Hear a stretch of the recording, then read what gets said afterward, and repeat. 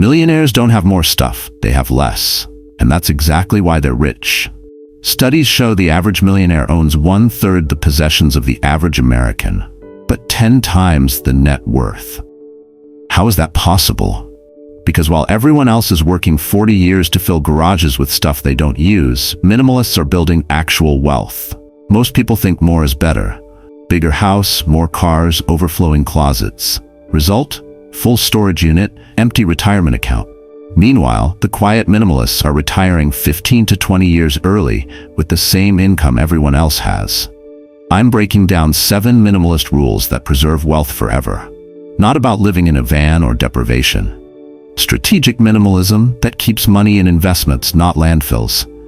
No luck required. Just simple rules that mathematically guarantee wealth. If you're tired of working to maintain possessions instead of building freedom, comment "less is more" and hit subscribe. Because rule number 4 is the filter that stops 90% of wasteful spending instantly, and most people never discover it. Rule 1. Own less, invest more, the acquisition trap. Rule number 1 sounds impossible to most people. Own less, invest more. And I know what you're thinking, but I worked hard, I deserve nice things. You're right, you did work hard. Which is exactly why you shouldn't waste that hard work on stuff that loses value. Here's what's actually happening in your house right now. The average American home contains 300,000 items. You read that right, 300,000. But here's the kicker. You use maybe 20% of them regularly. The other 80%? Just sitting there, taking up space, requiring maintenance, creating clutter. And here's the part nobody talks about, costing you a fortune. Americans spend $38 billion annually on self-storage. Think about that.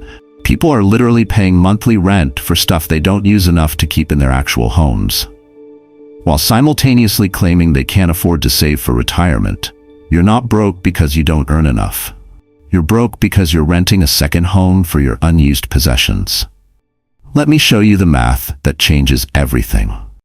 The average person spends $18,000 annually on non-essential items. Clothes they wear once, kitchen gadgets they use twice, decorations that sit in closets, electronics that get upgraded every year. Over 30 years, that's $540,000. Now invest that same money at an 8% return instead. That $18,000 annually becomes $2 million. Your stuff addiction just cost you a $2 million retirement. That's the real price of retail therapy. And it's not just the purchase price.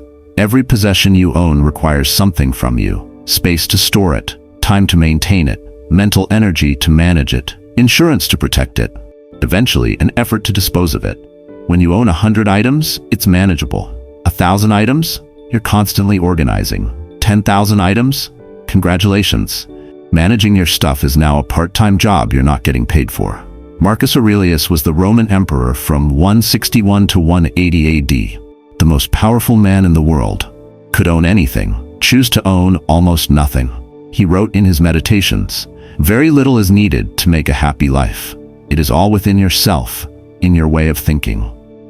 Another line, "Wealth consists not in having great possessions, but in having few wants." If the Emperor of Rome, with unlimited resources, chose minimalism, what does that tell you? He understood something most people never figure out. Possessions don't make you powerful. Independence from possessions makes you powerful. Here's your actual strategy. For every dollar you spend on possessions, invest $1. Want a $500 purchase? Must invest $500 first. This creates immediate friction. Forces you to actually evaluate if you want this item more than you want wealth. Most of the time, the answer becomes not worth it. Purchase prevented. Money is invested instead. Wealth building. I know someone named Sarah. She and her husband Mike made $140,000 combined. Their house was packed with stuff. A 3-bedroom place filled to the brim. They started decluttering. Spent a year removing 70% of their possessions. Sold or donated items worth about $25,000. Then they realized they were paying for a bigger house than they needed just to store stuff they didn't use. Downsized, saved $1,200 a month on housing, stopped buying to fill empty spaces. Shopping, spending dropped 60%. Started investing $2,000 monthly instead of the $400 they managed before. 5 years later, net worth went from $45,000 to $185,000. Same income, same jobs. They just stopped converting their paychecks into landfill. That's a $140,000 wealth increase from one decision. Own less, invest the difference. Here's your assignment this week. Walk through your home with a notebook. Count your shirts, probably 40 to 80. Count how many you actually wear, probably 8 to 12. That gap between what you own and what you use, that's wasted money that should be in the stock market working for you. Every unused item in your house is $1 that could be compounding. Your closet isn't storage, it's a museum of poor financial decisions. Start removing 1 item per day, 30 items per month. Sell the valuable stuff. Invest that money immediately. Donate the rest. Within a year, you'll have removed 360 items and invested thousands of dollars. Your house gets emptier. Your investment account gets fuller. This is the game, and you're finally playing it right. But removing stuff once isn't enough, because stuff has a sneaky way of creeping back in. Which brings us to Rule 2, your defense system against reaccumulation. Rule 2, 1 in, 2 out, preventing lifestyle creep. Rule 2 is your shield against backsliding. 1 in, 2 out. And this is where minimalism becomes permanent instead of temporary. Here's what happens to most people who try minimalism. They do a huge purge. The house feels amazing, so much space, bank accounts starting to grow. They feel great about their progress. Then 6 months later, just this one thing, then another thing, then birthday gifts, then great deals they can't pass up. Stuff starts creeping back. 2 years later, they're right back where they started. The purge just became permission to buy again because now I have room. Your brain is wired to fill space. Walk into a room with one empty corner and your brain immediately thinks that corner needs something. Marketing departments know this. That's why every home store has signs saying, "Perfect for that empty wall." You're being programmed to feel uncomfortable with emptiness. Minimalists reprogram themselves to enjoy space, to see it as freedom, not an opportunity to shop. So here's the rule that makes minimalism permanent. 1 in, 2 out, not 1 for 1. That just maintains your current level of stuff. 1 in, 2 out means net reduction. Every single time. The math is beautiful. Start with 5,000 items. Year 1, you buy 50 things, but remove 100. End of year, 4950 items. Year 2, same pattern. Year 5, you're down to 4750 items. Simultaneously, your spending drops 60% because you're forced to evaluate every purchase against removing 2 things you already own. Most purchases fail that test. Money stays invested. Wealth grows. Let me show you how this works in real life. You want a new shirt. Before you buy it, you must remove 2 shirts from your closet. This forces a real question. Do I want this new shirt more than I want 2 shirts I already own? Usually, the answer is no. You realize you don't actually need another shirt. You just wanted the dopamine hit of buying something. Purchase prevented. $40 stays in your investment account. This happens 50 times a year. That's $2,000 annually you didn't waste. Over 20 years? $300,000 in your portfolio instead of goodwill. There's a Japanese minimalist named Fumio Sasaki who owns 150 items total, including clothes. He used to own thousands like everyone else. Depressed, broke, unfocused, started removing stuff aggressively. But his key insight was this: for everything new I bring in, I remove multiple old things. Because every possession is a promise to my future self. A promise to maintain it, clean it, store it, worry about it. The more promises I make, the less free I am. After minimizing his possessions by 95%, something unexpected happened. His career took off. His income tripled. Why? Mental energy I was using to manage stuff got redirected to my actual work and creativity. His wealth grew inversely to his possessions. The less he owned, the richer he became, not just financially, mentally, emotionally, temporally. Here's how you implement this starting today. Before buying anything, ask, what 2 items will I remove for this? If you can't immediately name 2 specific items you'll get rid of, don't buy the new thing. This question alone kills 70% of impulse purchases instantly. The item goes back on the shelf. Your money stays in your account. Wealth preserved. Create an exit zone in your house, a box by the door.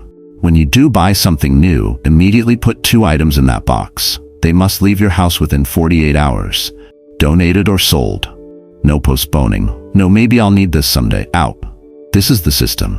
It's non-negotiable. And here's the part people hate. This applies to gifts too. Someone gives you something for your birthday. 1 in, 2 out still applies. It's not rude. It's your boundary for maintaining the freedom you've built. Most people understand if you explain, I'm practicing minimalism to build wealth and reduce stress. The ones who don't understand, their opinion doesn't pay your bills. I know someone who inherited $50,000. First thing everyone asked, "What are you going to buy?" She said, "Nothing. I'm investing it all." But she knew herself. Temptation would come, so she implemented 1 in 2 out the same week. For every dollar I spend, I remove 2 items. First month, wanted a $300 coffee maker. Went to buy it. Remembered the rule. Looked at her kitchen. Couldn't find 2 items less valuable than $300 cash. Didn't buy it. This happened repeatedly. 6 months later, she'd spent only $800 of the $50,000 on physical items. The rest invested with her existing savings. 2 years later, her possessions had decreased by 40%. Her net worth had doubled. 1 in, 2 out saved her from herself. It'll save you too. Every purchase now requires sacrifice. Most purchases aren't worth losing 2 things for. The ones that are, they prove their value by passing the test. Your house is getting emptier. Your accounts are getting fuller. But what about the stuff you do buy? That's where Rule 3 becomes critical. Because buying cheap is the most expensive mistake you can make. Rule 3. Buy once, buy quality. Long-term thinking. Rule 3 is where minimalism meets mathematics. Buy once, buy quality. And this is the rule that separates people who stay rich from people who stay broke while trying to save money. Here's the trap most people fall into. You're following the minimalism rules. Buying way less. Great progress. Then, you need something, and you're tempted by the cheap option. $30 shoes versus $150 shoes. Why spend 5 times more? So you buy cheap. 6 months later, they're falling apart. You buy another cheap pair. The cycle repeats. Over 10 years, you spend $600 on cheap shoes. The quality pair would have lasted the entire decade for $150. You just paid 4 times more for worse quality. This is literally how expensive it is to be poor. There's something called the boots theory. A rich man buys a $100 pair of boots that last 10 years. A poor man can only afford $20 boots that last 1 year. Over 10 years, a rich man spends $100. The poor man spends $200. The poor man pays double for consistently worse boots, and the whole time he's thinking he's being smart by buying cheaply. Let me show you this playing out everywhere in your life. An IKEA dresser costs $80, lasts 3 years, and you replace it 6 times over 18 years. Total, $480. Quality hardwood dresser costs $500, lasts 40 plus years. You buy it once, you're done for life. Plus, cheap furniture looks cheap. Quality furniture actually appreciates over time as vintage. You're not just saving money, you're building assets or cookware. Non-stick pans, $40, last 2 years, replaced 10 times over 20 years. That's $400. Cast iron or quality stainless steel, $120, lasts your entire lifetime with basic care. You just saved $280. Multiply that by every kitchen item. A cheap kitchen costs you $5,000 over 20 years. Quality kitchen costs $1,500 over 20 years and performs better the entire time. Benjamin Franklin figured this out 300 years ago. He wrote, "The bitterness of poor quality remains long after the sweetness of low price is forgotten." Also, buy what thou hast no need of, and ere long thou shalt sell thy necessities. Franklin understood, cheap today equals expensive tomorrow. His advice to young people? Buy little, but buy well. 1 good pot lasts longer than 5 cheap pots. The poor man pays twice. He followed his own advice. Bought quality tools once, used them his entire life, invested the savings from not constantly replacing stuff. Became one of America's wealthiest citizens, not from high income, from a minimalist quality philosophy applied consistently for decades. Here's how you actually do this. Before any purchase, calculate the cost per use over the expected lifetime. Cheap option, $50 divided by 2 years equals $25 per year. Quality option, $200 divided by 20 years equals $10 per year. The quality option is literally cheaper. This math shocks people every single time. They've been conditioned to look at sticker price instead of true cost. When you need something, spend 3 to 5 hours researching the absolute best version. Read reviews from people who've owned it 5+ years. Look for buy it for life recommendations. Companies known for this: Patagonia for outdoor gear, Lodge for cast iron, All-Clad for cookware, Vitamix for blenders, Herman Miller for office chairs.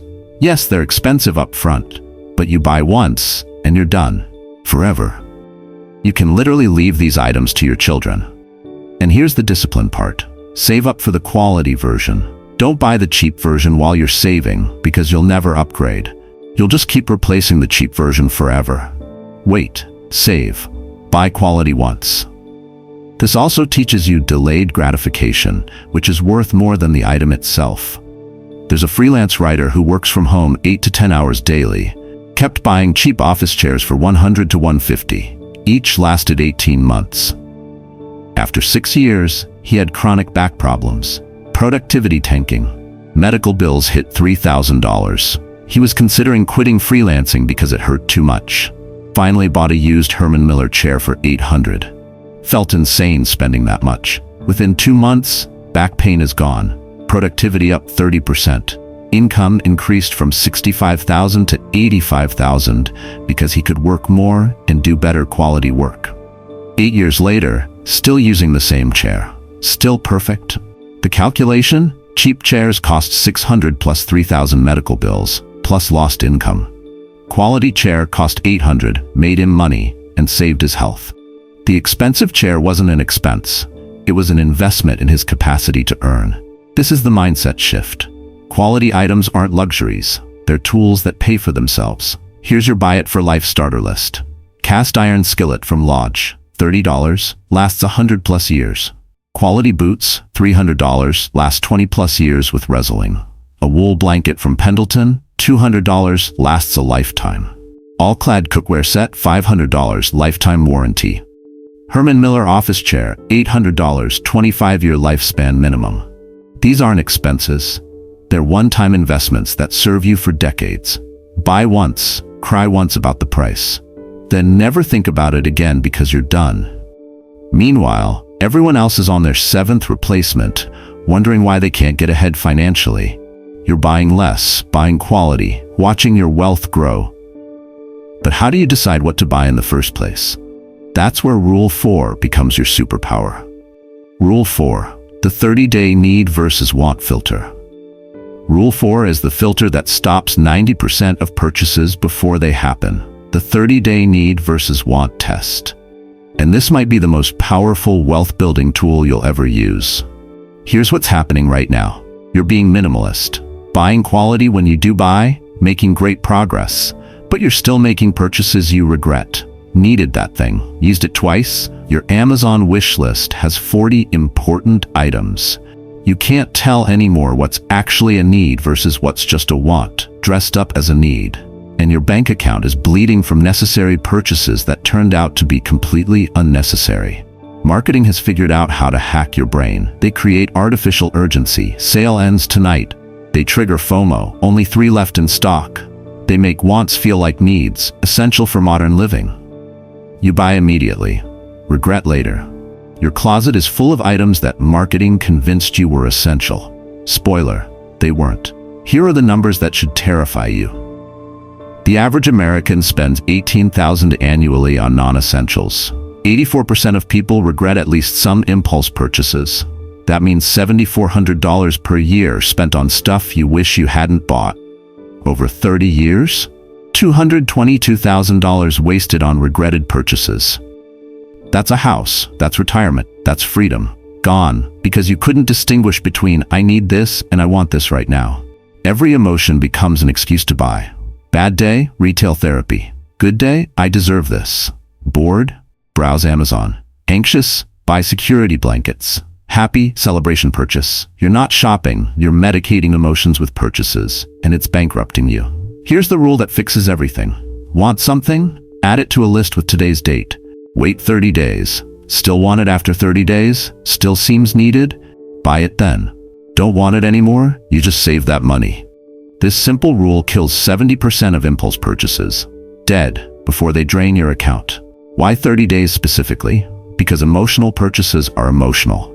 Emotions peak fast and fade slow. 30 days is enough time for the emotion to completely fade. What remains after 30 days is a genuine need or lasting want. Everything else was a temporary impulse that would have become permanent regret. Watch what happens psychologically. Day 1, need this so badly. Day 7, still thinking about it. Day 15, actually forgot about it for a week. Day 30, wait, what was that thing again? 70% of items on your 30-day list, you'll forget they exist, which means you didn't actually need them, you didn't buy them, you didn't miss them. Money stayed invested, wealth preserved.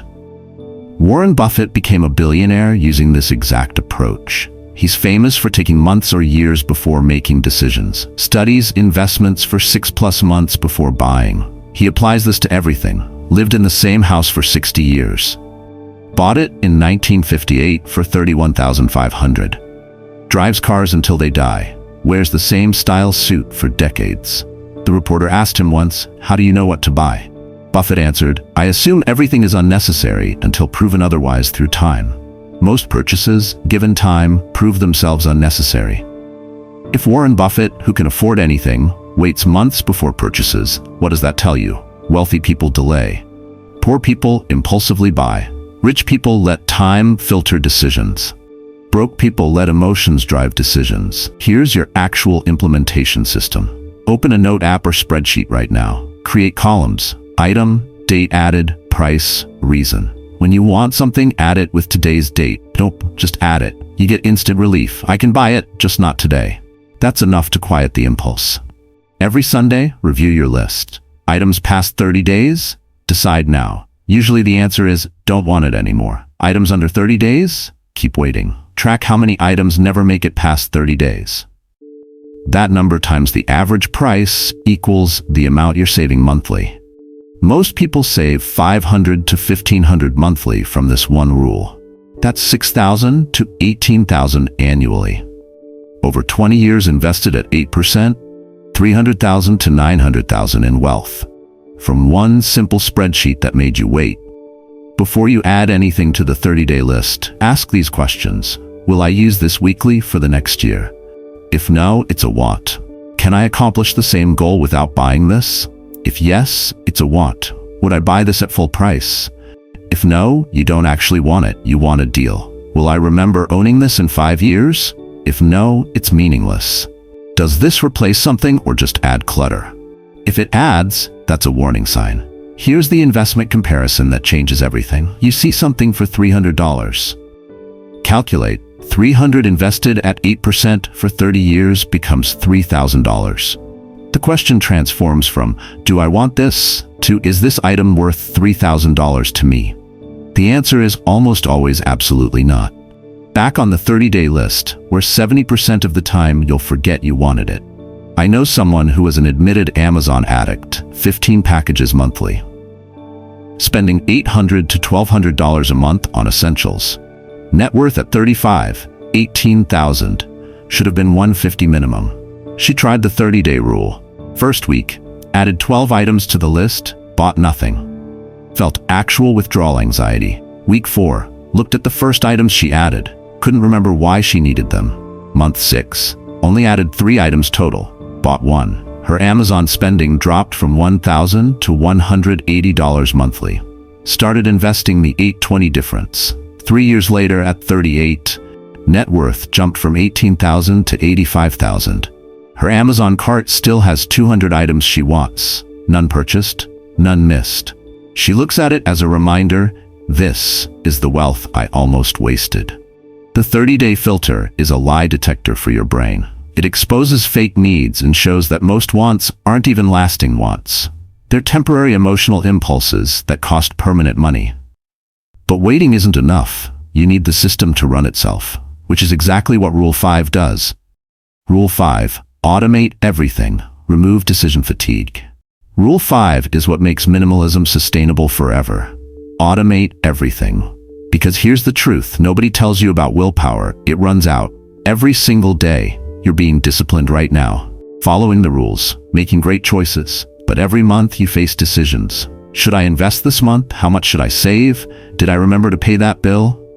Decision fatigue is real. It's a psychological fact that willpower is a finite resource. Every decision drains it. By evening, your willpower is depleted. That's when you make poor financial choices. I'll transfer to savings tomorrow. Spoiler, you won't. I'll invest next week. Also, not happening. Manual financial management requires daily willpower.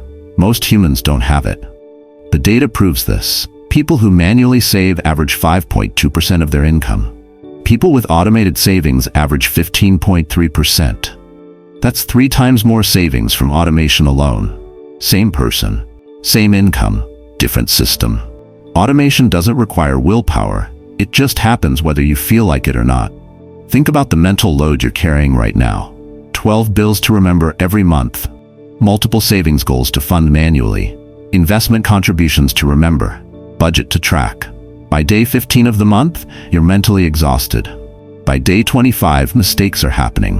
Bills missed. Transfers forgotten. Automation eliminates all of this. The system runs itself. You wake up, everything's already done. Here's what total automation looks like. Payday hits. An automated sequence begins. All bills are paid automatically. All savings are transferred automatically. All investments contributed automatically. All debt payments are made automatically. 0 manual decisions required. You literally wake up and your financial life has already happened without you. This is the goal. David Bach studied millionaires for his book, The Automatic Millionaire. He found a pattern. They automated everything.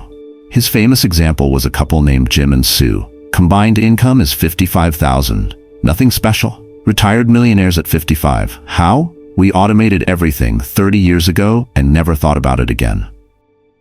15% of every paycheck went to retirement automatically. Bills are paid automatically. They lived on what remained. 30 years later, 1.2 million. They weren't special, they just set up the system once and ignored it for 3 decades. That's the power. Here's your implementation. Week 1. Map your money. List all income sources and dates. List all bills and due dates.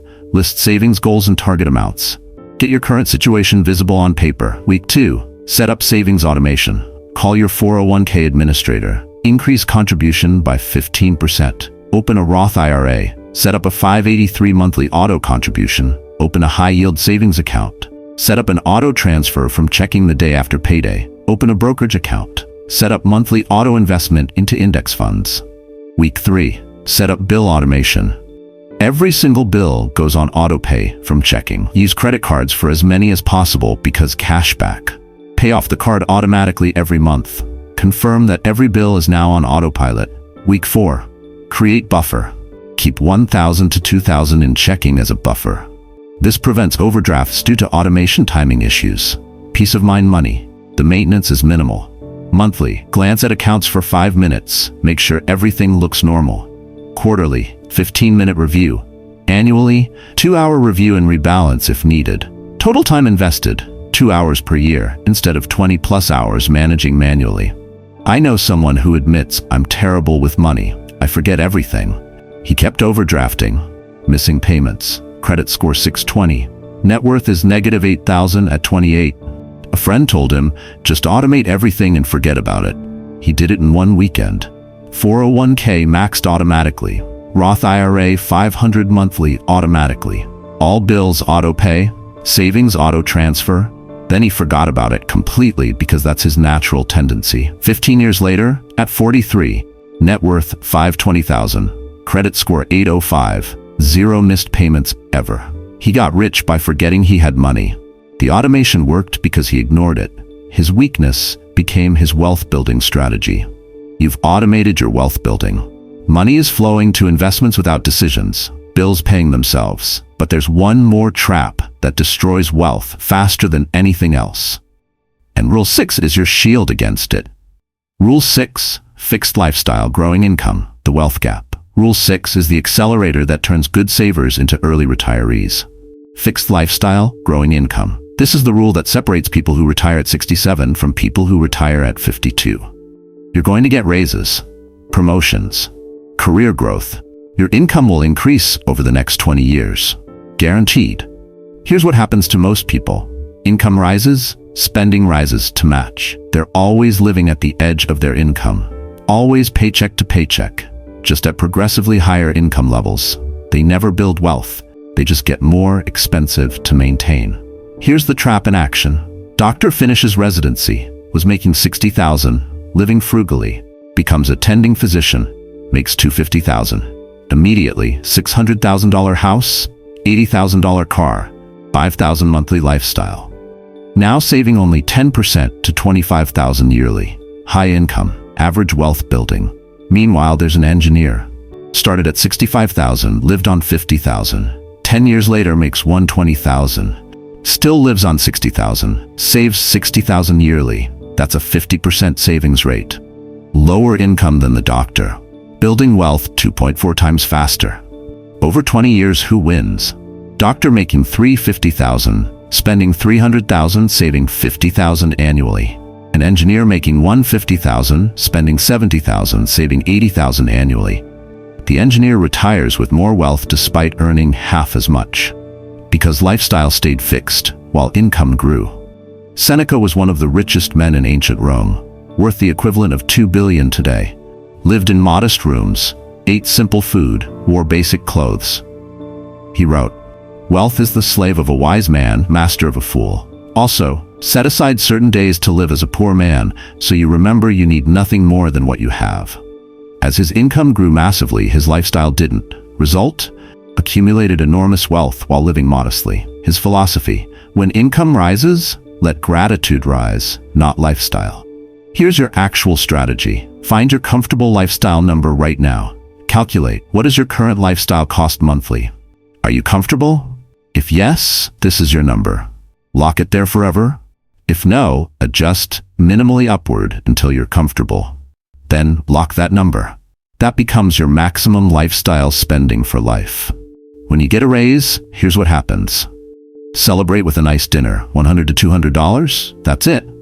Then route 100% of the income increase to investments. Never let monthly spending increase beyond inflation adjustments.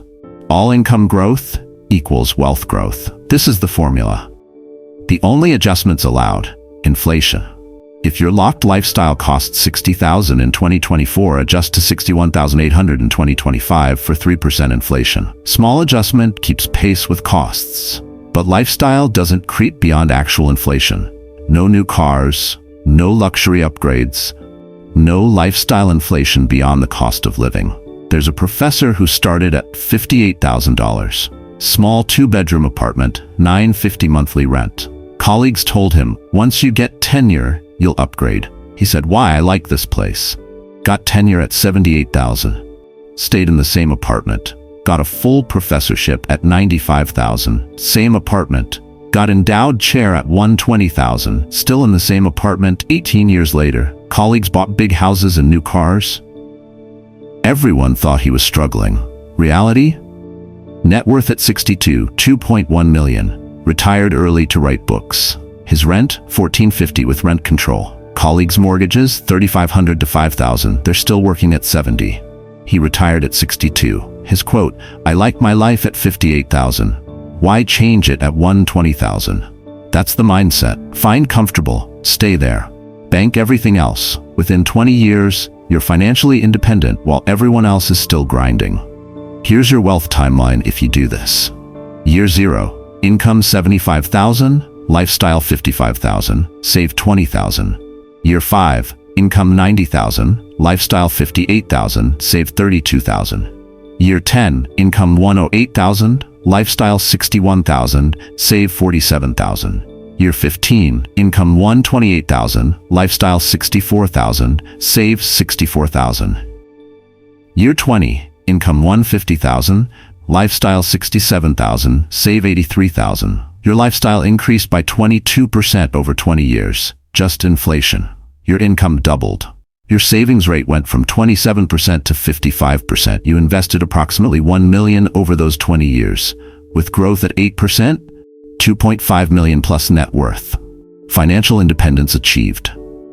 Your friends who scaled their lifestyle with income, still broke at higher income levels. You've locked lifestyle, income growing, wealth exploding. But here's the question nobody asks until it's too late. What is all this wealth actually for? Rule 7 answers that question, and it's not what you think. Rule 7. Value time over things. The ultimate minimalist wealth. Rule 7 is the one that makes everything else make sense. Value time over things. Because here's the question that changes everything. What is wealth actually for? You're following all the rules now. Wealth is growing. Possessions are minimal. The system is automated, but you still feel pressure. Society keeps telling you wealth means having things. Your friends don't understand why you're not enjoying your success. You're starting to question, is minimalism actually worth it? And that question means you're missing the entire point. Most people think wealth is about having stuff. Minimalists understand wealth is about having time. This isn't philosophical, it's mathematical, and the math is brutal. Here's the real comparison. Person A takes the possessions path. A big house requires a 45-hour work week to maintain. New cars require a high income. A luxury lifestyle requires constant earning. Result? Rich in stuff, poor in time. Working until 70, 40 years of trading time for things. Person B takes the minimalist path. A modest lifestyle requires a 35-hour work week. Low expenses require less income. A simple life requires less earning. Result? Poor in stuff, rich in time. Retire at 55. 25 years working, 35 years free. Which one actually won? Person with things worked 40 years, had 10 years of retirement before dying at 80. A minimalist worked for 25 years, had 35 years of freedom. That's 25 extra years of life lived on your own terms. That's the real wealth. Time, not stuff. Think about your freedom number. If your annual expenses are $50,000, you need $1.25 million invested to be financially independent using the 4% rule. If your expenses are $100,000, you need $2.5 million. Same income, same career path. The minimalist reaches freedom 15 to 20 years earlier, 15 to 20 extra years of life. What's that worth to you? Henry David Thoreau figured this out in 1845. Lived in a cabin on Walden Pond for 2 years. Owned almost nothing. Lived on the equivalent of $2,000 annually today. Worked 6 weeks per year to fund his minimal lifestyle. The rest of the year, completely free. He wrote, "A man is rich in proportion to the number of things he can afford to let alone. Also, the cost of a thing is the amount of life required to be exchanged for it." That second quote is the key. Every purchase costs future time. A $50,000 car equals 1,000 hours of work if you make 50 per hour. That's 25 work weeks, half a year of your life. Is that car worth 6 months of your life? Really? Thoreau chose a few possessions and maximum time. Result? Wrote masterpieces, lived fully, died knowing he was free, while everyone else was trapped maintaining possessions they didn't need. Here's how you calculate your time wealth right now. Take your annual expenses, divide by your hourly income. That number is how many hours you work just to maintain your current lifestyle. If that number is 2,000 hours per year, you're working full-time just for your current life. Is your current lifestyle worth full-time work forever? Now reduce expenses by 30% through minimalism. Calculate the new hours required. You just bought back 600 hours of your life annually. That's 15 work weeks. That's 3.5 months. What would you do with an extra 3.5 months per year? Calculate your freedom date. Current path. Expenses $80,000, need $2 million invested, 25 years away. Minimalist path. Expenses $55,000, need $1.375 million invested, 18 years away. The difference? 7 years of your life. Minimalism just bought you 7 years. What are 7 years worth? Here's the audit that changes everything. List your possessions. For each one, calculate the hours of life it costs. $500 purchase divided by 50 per hour equals 10 hours of your life. Ask yourself, was this worth 10 hours of my life? If the answer is no, sell it and reclaim the time going forward by not replacing it. Stop asking, can I afford this? Start asking, is this worth X hours of my life? A $100 dinner equals 2 hours of work. Worth it for a special anniversary? Absolutely. Worth it every week? Probably not. This question transforms everything. There's a corporate lawyer who made $180,000. Big house, German cars, country club, expenses $165,000 annually. Living the dream. Except he hated his job and worked 60 hours weekly. At 42, he had a panic attack at the office. The doctor told him, "Stress is killing you." He realized, high lifestyle equals life sentence. Needed the income forever. Must work until 70. That's 28 more years in a job destroying his health. He made a radical choice. Sold the big house, bought a modest condo. Expenses dropped by $40,000. Sold the German cars, bought used Hondas. Dropped another $15,000. Quit the country club, simplified everything. Another $30,000 saved. New annual expenses, $80,000. He cut his required lifestyle spending in half. Within 3 years of aggressive saving, he hit $2 million invested. At 45, he quit law, became a part-time consultant. Works 15 hours weekly now. Makes $60,000, which covers his expenses plus some savings. From 45 to 80, he has 35 years of 15-hour work weeks versus the 28 years of 60-hour work weeks he was facing. He traded the big house for 45 hours of his life back every single week. He traded the luxury cars for retiring 22 years early. His quote, "Best financial decision was wanting less. I didn't get poor, I got my life back." That's what Rule 7 means. Possessions are claims on your future time. The big house claimed 20 hours weekly of his life. The cars claimed another 5. The expensive lifestyle claimed his freedom. When he released the possessions, he bought back his life. Minimalism isn't about having less stuff. It's about having more life. Every item you own is asking, how many hours of your life am I worth? Most items fail that test. The ones that pass, keep them. Everything else? Convert to time by removing them and investing the money they represent. Your possessions should serve your life. Do not consume it. Your wealth isn't measured by what you own. It's measured by how many hours per week you must work to maintain what you own. The person working 40 hours to maintain their lifestyle is poorer than the person working 20 hours to maintain theirs. Even if the 40-hour person makes twice as much, because time is the only currency that matters. And minimalism is how you buy it back. 7 minimalist rules that keep you rich forever. Own less, invest more. 1 in, 2 out. Buy once, buy quality. Filter through 30 days. Automate everything. Lock your lifestyle. Value time over things. No luck required. No high income needed. Just simple rules applied consistently. The minimalists who follow these retire 15 to 20 years earlier than everyone else. Not because they earned more, because they needed less. Your friends will keep accumulating. Bigger houses, newer cars, fuller closets. Working until 70 to fund possessions, collecting dust. You'll work until 55 and spend 25 years doing whatever you want. Same starting point, completely different ending. The math is simple. More stuff or more life. You can't have both. Every possession is hours of your life you'll never get back.